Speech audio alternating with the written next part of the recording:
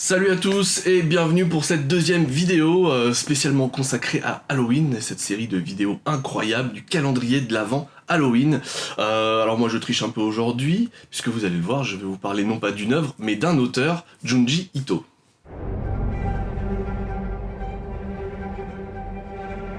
Et donc je vais vous présenter l'œuvre de Junji Ito. Alors pas tout ce qui est sorti en France, je vous ai juste préparé une petite sélection et revenir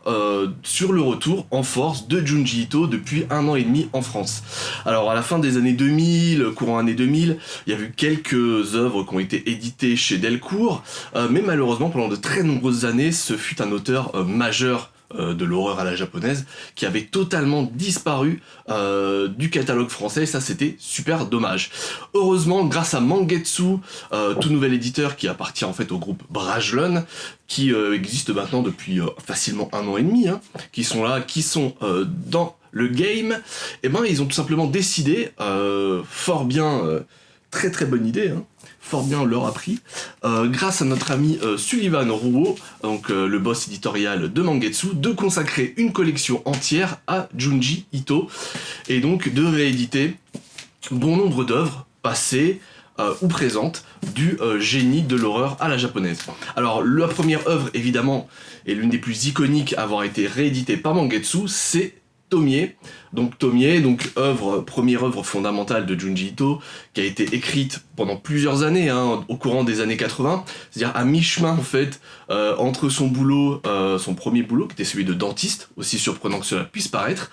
et donc il s'est tout simplement lancé dans le manga, sous l'impulsion de l'œuvre de Kazuo Umezu, si vous connaissez peut-être, génie absolu aussi du manga d'horreur, dont on a eu le droit notamment à l'école Emporté, qui a été réédité chez Glénat, donc une œuvre super des années 70, un survival absolument génial, que je vous conseille.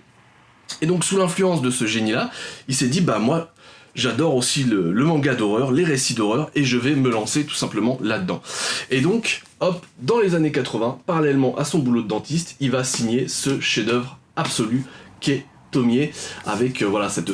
jeune femme possédée qui va traumatiser tout le monde, une œuvre absolument fondamentale de la littérature d'horreur en fait, tout simplement, pas spécifiquement du manga ou de la bande dessinée, mais vraiment une œuvre fondamentale à découvrir absolument donc dans ce sublime intégral et cette sublime collection de Mangetsu. Chose intéressante aussi, c'est que nos amis de Mangetsu, ils ont sorti des œuvres beaucoup plus récentes de Junji Ito, à savoir par exemple le Censor, ou moi que j'ai lu tout récemment, Zone Fantôme, ici, hop, vous pouvez le voir sur le dos, le tome 1, qui sont des œuvres datant de la fin des années 2010, donc beaucoup plus récentes. D'ailleurs, je sais que Zone Fantôme, les différents courts récits qui composent le bouquin avaient été édités dans un premier temps sur internet, donc c'est vraiment tout récent. Et ce qui est évidemment très intéressant dans ces œuvres-là, c'est que, comme tout grand génie, Junji Ito, il est passé au numérique, et évidemment, il va se questionner sur le numérique et sur l'utilisation que le numérique peut apporter à son œuvre. Et ça va donner des choses extrêmement intéressantes, notamment dans Zone Fantôme, où il va y avoir des choses, notamment dans le premier récit avec les femmes les pleureuses, ce qu'on appelle les pleureuses, donc qui simulent, on va dire, la tristesse dans les enterrements. Et donc il y a tout un concept là-dessus qui est absolument génial, et il y a tout un tas d'idées visuelles avec des espèces de visages fantomatiques qui s'entremêlent, etc. On voit clairement que ça a été réalisé de façon numérique, donc c'est très intéressant. Donc ça c'est vraiment très cool, et thématiquement il y a vraiment des choses qui se rapprochent, que ce soit dans les différents courts récits de Zone Fantôme ou dans Censor, qui pour le coup est un one-shot, est un récit complet. Vraiment thématiquement on va retrouver beaucoup notamment de réflexions sur la religion, sur le mystique, donc vraiment ça c'est vraiment des thématiques spécifiques au Junji Ito tout récent, au Junji Ito de maintenant, donc ça c'est très cool aussi. Sinon œuvre peut-être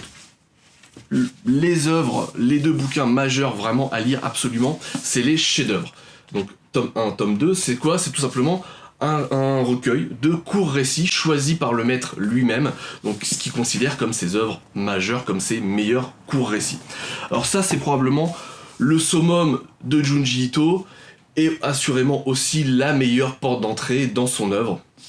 Donc ça à la fois hyper accessible, on va évidemment différents récits de différentes époques, ça aussi c'est intéressant, et voilà, et c'est vraiment absolument, c'est le sommet à mon sens de Junji Ito, c'est absolument génial, en tout cas en ce qui concerne les récits courts, c'est absolument génialissime, l'intégrale est en 2 tomes, Rappelle que d'ici peu de temps,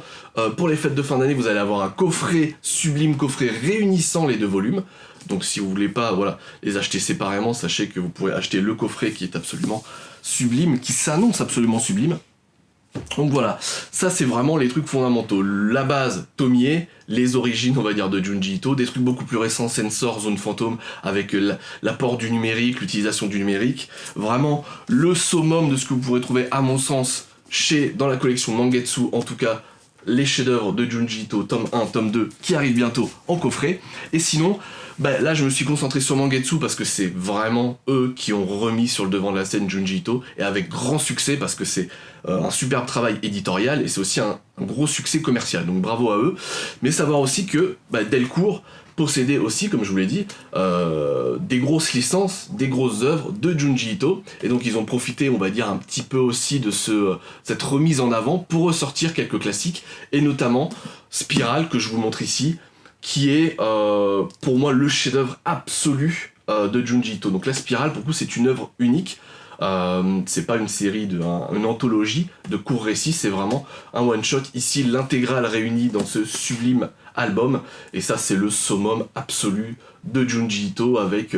cette espèce de folie dans cette petite ville japonaise où tous vont être obsédés par la forme de la spirale, et ça va rendre les gens complètement fous. Voilà, donc ça, c'est absolument grandiose, c'est le summum de Junji Ito, donc là pour le coup c'est chez Delcourt. Donc voilà, je vous ai pas tout cité, mais ce qui à mon sens est l'essentiel vraiment de Junji Ito,